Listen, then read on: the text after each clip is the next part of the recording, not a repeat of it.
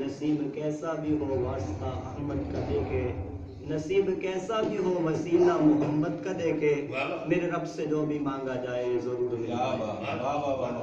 جا زندگی مدینہ سے جھونکے ہوا کے لا، شاید کہ حضور خفا ہے منا کے لا، کچھ ہم بھی اپنا چہرہ باطن سنوار لے، صدیق اکبر کے دور کے وعین عشق و وفا کے اٹھا کے لا۔ دنیا مسلمان پہ بہت تنگ ہو گئی، مغرب کی گلیوں میں مارا مارا نہ پھر، اے گدائے علم باب علم سے خیرات جا کے لا۔ میرے واجب الاحترام، قابل صد احترام، قابل ذی وقار بھائیوں، دوستوں، بزرگوں، آج کی جو تقریب ہے یہ عقیقہ کے عنوان سے منعقد کی گئی ہے، تو میں آپ حضرات کا زیادہ وقت نہیں لوں گا، دو تین باتیں آپ حضرات کی خدمت میں ذکر کر کے آپ حضرات سے اجازت چاہوں گا۔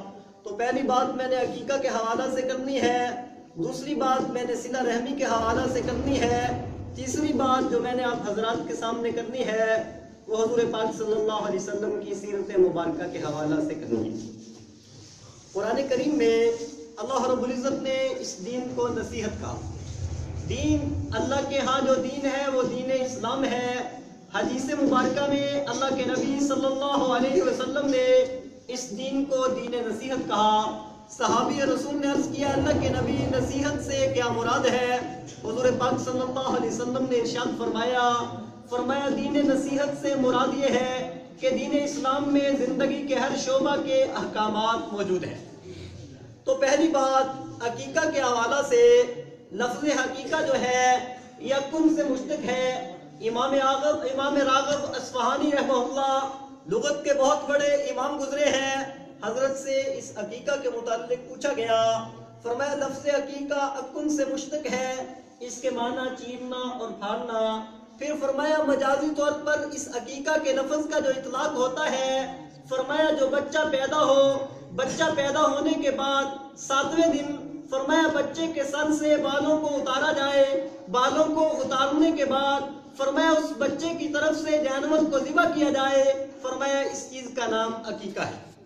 اب عقیقے کا ثبوت اللہ کے نبی صلی اللہ علیہ وسلم سے بھی ثابت ہے۔ عقیقہ اللہ کے نبی کے جانے کے بعد صحابہ سے، تابعین سے چلتے چلتے یہ عقیقہ والی سنت مجھ اور تجھ تک پہنچی ہے۔ تو سب سے پہلی چیز عقیقہ میں حضور پاک صلی اللہ علیہ وسلم نے ارشاد فرمایا، ترمذی شریف کی روایت مبارکہ ہے، فرمایا کلو غلام رہینۃ بعقیقتہ، فرمایا ہر غلام، ہر پیدا ہونے والا بچہ ہو یا بچی، فرمایا وہ رہن ہوتا ہے اپنے عقیقہ کے بدلہ میں۔ فرمایا یذبح شاۃ، فرمایا اس کے لیے ذبح کیا جائے بکری کو، بچے کو، فرمایا 7ویں دن کے اوپر فرمایا اس کے ساتھ میں اس کے سر کو مونڈا جائے۔ ساتھ میں فرمایا بچے کے سر کو مونڈنے کے ساتھ بچے کے سر سے جو بال اترے فرمایا اس کے برابر میں اس کے عوض میں چاندی صدقہ کی جائے۔ اب دیکھتے ہیں حدیث مبارکہ میں حضور پاک صلی اللہ علیہ وسلم نے عقیقہ کا حکم دیا، ساتھ میں اللہ کے نبی کا عمل دوسری روایت مبارکہ میں ہے، اللہ کے نبی صلی اللہ علیہ وسلم نے عقیقہ کیا۔ عقہ رسول اللہ صلی اللہ علیہ وسلم، حضرت حسن پیدا ہوئے، رسول پاک صلی اللہ علیہ وسلم نے عقیقہ کیا، سیدہ فاطمہ کو حکم دیا فاطمہ اس بچے کے سر سے بالوں کو اتارو۔ سیدہ فاطمہ نے اپنے بچے کے سر سے بالوں کو اتارا، اتارنے کے بعد حضور پاک صلی اللہ علیہ وسلم نے ارشاد فرمایا اس بچے کے سر سے بال اتارنے کے بعد فرمایا اس کے وزن کو کرو، وزن کو کیا گیا۔ حدیث مبارکہ میں آتا ہے اس کا وزن 1 درہم ہوا یا اس سے کچھ کم و بیش آتا ہے، فرمایا اس کے بدلے میں چاندی صدقہ کی گئی۔ تو جس آدمی کے ہاں بھی بچہ پیدا ہو، امام الانبیاء کا سنت عمل یہ ہے کہ 7ویں دن پہ اس بچے کا عقیقہ کیا جائے۔ روایات میں امام الانبیاء نے امت کو حکم دیا، پھر دوسرے نمبر پہ اللہ کے نبی نے عملی طور پہ حضرت حسن کا عقیقہ کر کے امت کو دکھا دیا کہ امت نے اس انداز سے عقیقہ والی سنت کو ادا کرنا ہے۔ یہ عقیقہ جو ہے یہ سنت ابراہیمی بھی ہے، سیدنا ابراہیم خلیل اللہ نے بھی اس عقیقہ کو کیا، سنت محمدی بھی ہے۔ تو ہمارے دین میں چند ایک چیزیں ایسی ہیں جو سنت محمدی بھی ہے، سنت ابراہیمی بھی ہے، ہم جب ان کی تابعداری کریں گے تو سنت محمدی امام الانبیاء صلی اللہ علیہ وسلم کی تابعداری سمجھتے ہوئے کریں گے۔ یہی عقیقہ معامل ہے کہ جس کے متعلق حضور پاک صلی اللہ علیہ وسلم نے متعدد روایات میں ارشاد فرمایا عقیقہ جو ہے فرمایا کہ بیماریوں سے شفا کا ذریعہ ہے. فرمایا جب بھی بچہ یا بچی پیدا ہو تو فرمایا اس کی طرف سے عقیقہ کیا جائے. اب عقیقے میں فرمایا بچہ پیدا ہو تو اس کی طرف سے فرمایا 2 جانور کیے جائے یعنی 2 بکرے کیے جائے. بچی پیدا ہو فرمایا 1 کیا جائے. اگر کوئی آدمی کمزور ہے تو فرمایا وہ 1 پہ اکتفا کرے تب بھی کافی ہے کہ لڑکے کی طرف سے اس نے ایک کر دیا فرمایا وہ بھی کافی ہو جائے گا. تو اس لیے فرمایا کہ عقیقے کے اندر فرمایا کہ بچے کی طرف سے 2 بکرے ہوں اور بچی کی طرف سے 1 بکری یا 1 بکرا. اور اسی طرح ضروری نہیں کہ بکرا ہی کرنا ہے, نر اور مادہ اس کی کوئی تخصیص نہیں ہے. تو عقیقہ کرنا یہ سنت ہے, حضور پاک صلی اللہ علیہ وسلم نے عملی طور پہ کر کے دکھایا. اسی طرح دوسری بات میں نے کہا صلہ رحمی کے حوالہ سے حضور پاک صلی اللہ علیہ وسلم نے حدیث مبارکہ میں ارشاد فرمایا سل من قطع کا فرمایا جو تجھ سے تعلق توڑے فرمایا تو اس سے تعلق جوڑ. واعفو عمن ظلمک فرمایا جو تجھ سے تعلق توڑتا ہے تجھ سے دوری اختیار کرتا ہے فرمایا تو اس کی قربت اختیار کر. واعفو عمن ظلمک فرمایا جو تیرے اوپر ظلم کرے فرمایا تو اسے معاف کر. فرمایا واحسن الی من اساء الیہ فرمایا اس کے ساتھ اچھا سلوک کر جو تیرے ساتھ برا کرے. اب حضور پاک صلی اللہ علیہ وسلم کا سارا کلام جامع ہے. علماء نے لکھا فرمایا امام الانبیاء کی ایک بات فرمایا پوری زندگی کا خلاصہ ہے کہ آدمی کی پوری زندگی کے لیے کافی ہے. رسول پاک صلی اللہ علیہ وسلم نے ارشاد فرمایا سل من قطع کا فرمایا جو تجھ سے تعلق توڑ دے فرمایا تو اس سے تعلق جوڑ. واعفو عمن ظلمک فرمایا جو تیرے اوپر ظلم کرے فرمایا تو اسے معاف کر. تعطی من حرمک فرمایا جو تجھے محروم کرے فرمایا تو اسے عطا کر. واحسن الی من اساء الیہ فرمایا جو تیرے ساتھ برا سلوک کرے فرمایا تو اس کے ساتھ اچھا سلوک کر. اب آدمی کو اسلام صلہ رحمی کا درس دیتا ہے کہ ہم آج اپنے رشتہ داروں کے ساتھ اسلام مکمل ضابطۂ حیات ہے, اسلام مکمل دستور زندگی ہے. کوئی آدمی اگر اسلام پہ چلنا چاہے تو دنیا کا کوئی شعبہ ایسا نہیں کہ جس میں اسلام کے احکامات نہ موجود ہوں, جس کے بارے میں امام الانبیاء کی تعلیمات نہ موجود ہوں. حضور پاک صلی اللہ علیہ وسلم نے ہر شعبے کا دین امت کو بتایا بھی ہے, سمجھایا بھی ہے. امام الانبیاء نے عملی طور پہ امت کو کر کے دکھایا ہے کہ امت نے کس انداز سے کرنا ہے. امت کا خوشی کا موقع ہو تب بھی اس نے دین کا درس دینا ہے, کوئی غمی کا موقع ہو تب بھی اس نے دین کا دامن نہیں چھوڑنا.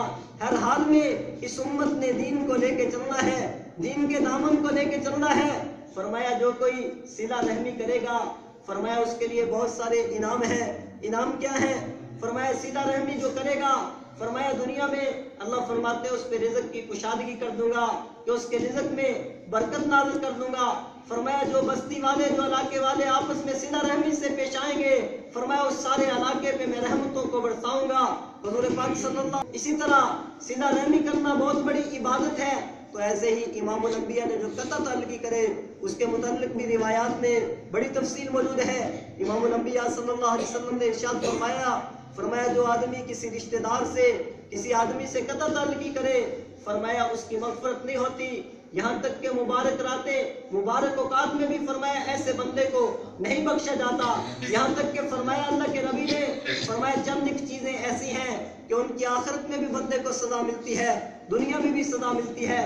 وہ چیزیں کیا فرمایا ان میں سے ایک قطع تعلقی ہے کہ کوئی آدمی اگر کسی رشتہ دار سے کسی سے قطع تعلقی کرے تو فرمایا وہ دنیا میں بھی اپنے انجام کی برائی کو دیکھے گا, آخرت میں بھی دیکھے گا. اس لیے مسلمان بھائیوں صلہ رحمی بہت بڑی عبادت ہے, قطع تعلقی بہت بڑا جرم ہے. امام الانبیاء صلی اللہ علیہ وسلم واضح نصیحت فرما رہے تھے. دوران واضح نصیحت حضور پاک صلی اللہ علیہ وسلم کی مجلس سے ایک صحابی رسول اٹھے. صحابی رسول جا رہے ہیں, تھوڑی دیر کے بعد واپس آئے. امام الانبیاء واضح نصیحت فرما رہے تھے صلہ رحمی کے متعلق. صحابی رسول واپس آئے, آ کے حضور پاک صلی اللہ علیہ وسلم کی مجلس میں دوبارہ بیٹھ گئے. امام الانبیاء نے اس صحابی رسول سے بعد میں پوچھا گیا کہ تو کہاں گیا تھا؟ صحابی رسول نے فرمایا اللہ کے نبی میں اس طرح میری خالہ سے میری قطع تعلقی تھی, میں اس کے ساتھ صلہ رحمی اور صلح والا معاملہ کر کے آیا ہوں. تو جو آدمی دنیا میں رہتے ہوئے صلہ رحمی کو قائم رکھتا ہے فرمایا یہ دنیا بھی اس کے لیے عظمت والی ہے, آخرت بھی اس کے لیے عظمت والی ہے. آخری بات ذکر کر کے اپنی بات کو ختم کرتا ہوں. ہمارا جو دین ہے یہ بہت عظیم دین ہے. اس دین میں زندگی کے ہر شعبے کا حکم موجود ہے. رسول پاک صلی اللہ علیہ وسلم نے دین امت کو سمجھایا بھی ہے. عملی طور پہ امام الانبیاء نے دین کے اوپر عمل کر کے امت کو دکھایا بھی ہے. حضور پاک صلی اللہ علیہ وسلم نے متوسط طبقے کا دین بھی بتایا, اعلیٰ طبقے کے لیے دین بھی بتایا, نچلے طبقے کے لیے دین بھی بتایا. بخاری شریف میں ایک روایت مبارکہ ملتی ہے. عید کا موقع خوشی کا موقع ہوتا ہے. حضور پاک صلی اللہ علیہ وسلم گھر سے عید کی نماز کے لیے نکلے. امام الانبیاء صلی اللہ علیہ وسلم جا رہے ہیں عیدگاہ کی طرف. جاتے میں راستے میں امام الانبیاء نے دیکھا کہ ایک جگہ بچے کھیل رہے ہیں. حضور پاک صلی اللہ علیہ وسلم نے دیکھا کہ ایک بچہ ایسا ہے کہ وہ ایک کونے میں کھڑا ہے, رو رہا ہے. رسول پاک صلی اللہ علیہ وسلم اس بچے کے پاس تشریف لے گئے. جا کے اللہ کے نبی نے اس بچے سے پوچھا, بچے کیا ماجرا ہے, تو ان بچوں سے کھیلتا نہیں؟ بچے نے پہلے کچھ بتایا نہیں, پھر بچہ اپنا حال بیان کرنے لگا. بچے نے کہا کہ میرے والد فوت ہو گئے. اللہ کے نبی صلی اللہ علیہ وسلم کو جب بتایا گیا کہ اس کے والد نہیں, حضور پاک صلی اللہ علیہ وسلم نے اس بچے کو ساتھ لیا, اپنے گھر میں لائے. گھر میں لانے کے بعد امام الانبیاء صلی اللہ علیہ وسلم نے سیدہ عائشہ صدیقہ رضی اللہ تعالیٰ عنہ سے فرمایا عائشہ صدیقہ پانی لا اس بچے کے لیے, میں اس بچے کو اپنے ہاتھوں سے غسل دینا چاہتا ہوں. امام الانبیاء نے یتیم بچے کو اپنے ہاتھوں سے غسل دیا. غسل دینے کے بعد روایت میں آتا ہے امام الانبیاء صلی اللہ علیہ وسلم نے حسن و حسین میں سے کسی ایک کے کپڑے اس بچے کو پہنائے. پہنانے کے بعد امام الانبیاء اس بچے کو لے کے گھر سے باہر نکلے ہیں. حدیث مبارکہ میں آتا ہے تھوڑی دیر امام الانبیاء نے بٹھایا گھر میں. بٹھانے کے بعد فرمایا لے بچے اب تھوڑی دیر کے لیے ہنس. فرمایا جیسے میں نے تھوڑی دیر پہلے تجھے روتے دیکھا تھا, فرمایا اب میں تجھے ہنستے دیکھنا چاہتا ہوں. اب یہ ہوا امام الانبیاء اس بچے کو بٹھائے ہوئے ہیں. فرمایا اس بچے کا نام روایات میں بشر آتا ہے. فرمایا اے بشر, کیا تجھے یہ بات پسند ہے کہ آج کے بعد عائشہ صدیقہ تیری اماں ہو اور محمد عربی صلی اللہ علیہ وسلم تیرے والد ہو؟ بچہ خوشی سے جھومنے لگا. اس کے بعد حضور پاک صلی اللہ علیہ وسلم اس بچے کو لے کے چلے ہیں, عیدگاہ کی طرف لے کے جا رہے ہیں. امام الانبیاء نے ارشاد فرمایا عیدگاہ کی طرف جا رہے ہیں. فرمایا بچے تیرے والد جب زندہ تھے تو اپنے والد کے ساتھ عیدگاہ کی طرف جاتا تھا. بچے نے کہا جاتا تھا. اللہ کے نبی نے فرمایا کندھے پہ سوار ہو کے جاتا تھا یا پیدل چل کے جاتا تھا؟ بچے نے کہا کندھے پہ سوار ہو کے. امام الانبیاء نے اس یتیم بچے کو کندھے پہ اٹھا کے امت کو سبق دیا کہ امت کے بچوں کے ساتھ کل کو یتیم بچوں کے ساتھ امت نے کل کو اس انداز سے پیش آنا ہے. امام الانبیاء نے اس بچے کو لا کے میدان میں ان بچوں میں چھوڑا. بچے کا انتہائی اعلیٰ لباس ہے, سارے بچے دیکھ رہے ہیں اور وہ بچہ انتہائی خوش ہے. بچوں کے قریب وہ بچہ گیا تو اس بچے کے جسم سے خوشبو آ رہی ہے. بچے اس سے پوچھنے لگے تو اتنے عمدہ خوشبو کہاں سے لگا کے آ گیا, اتنے عمدہ کپڑے کہاں سے پہن کے آ گیا؟ اس بچے نے بتایا کہ امام الانبیاء صلی اللہ علیہ وسلم نے مجھے غسل دیا, یہ حسن و حسین میں سے کسی ایک کے کپڑے ہیں. جب یہ بات بتائی اس خوشبو کے متعلق پوچھا گیا, اس نے کہا امام الانبیاء نے مجھے اپنے ہاتھوں سے غسل دیا. فرمایا امام الانبیاء کے ہاتھوں کی برکت ہے کہ میرے جسد سے خوشبو آتی ہے. تو میرے بھائیوں نسبت پیغمبر بڑی چیز ہے.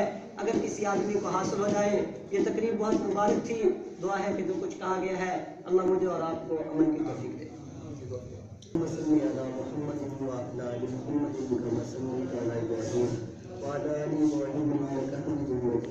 اللهم بارك على محمد وعلى آل محمد كما باركت على إبراهيم وعلى آل إبراهيم إنك حميد مجيد. ربنا ظلمنا أنفسنا وإن لم تغفر لنا وترحمنا لنكونن من الخاسرين. رب اغفر وارحم وأنت أرحم الراحمين. رب اشرح لي صدري ويسر لي أمري واحلل عقدة من لساني يفقهوا قولي. أستغفر الله لي ولكم ولسائر المسلمين والمسلمات. اللهم إني أسألك حبك وحب من يحبك والعمل الذي يبلغ حبك. اللهم اجعل حب إلي من نفسي وعملي ومن الماء البارد. یا رب لك الحمد كما ينبغي لجلال وجهك وعظيم سلطانك. اللہ ہم سب کے کبیرہ صغیرہ گناہوں کو معاف فرما. اللہ جتنے لوگ بیمار ہیں اللہ انہیں شفائے کاملہ عاجلہ مستمر و دائمہ عطا فرما. اللہ جتنے لوگ اس دنیا سے جا چکے اللہ ان سب کی مغفرت فرما. اللہ حاضرین مجلس میں سے جن کی جو جائز حاجات ہیں اللہ ان کو پورا فرما. اللہ جو مانگا وہ بھی عطا کر, اللہ جو نہیں مانگا اللہ وہ بھی عطا کر. اللہ جو بھلائی اور خیریں آپ کے پیارے حبیب صلی اللہ علیہ وسلم نے مانگی ہے اللہ وہ ساری کی ساری ہم مانگتے ہیں ہمیں عطا کر. اے اللہ جن چیزوں سے آپ کے پیارے حبیب صلی اللہ علیہ وسلم نے پناہ مانگی ہے اے اللہ ان سے ہم پناہ مانگتے ہیں، ہمیں محفوظ فرما۔ اے اللہ جس مقصد کے لیے یہ تقریب رکھی گئی، اے اللہ بچوں کے عقیقہ ہے بچوں کا، اے اللہ اس تقریب کو اپنی بارگاہ میں قبول فرما۔ اے اللہ ان بچوں کو عمر دراز عطا فرما۔ اے اللہ ان بچوں کو سنت پہ عمل کرنے والا بنا۔ اے اللہ ان کے والدین کو ان بچوں کو اپنے والدین کے لیے راحت کا ذریعہ بنا۔ صلی اللہ تعالیٰ خیر خلقہ وعلی آلہ واصحابہ وذریاتہ اجمعین برحمتک یا ارحم الراحمین۔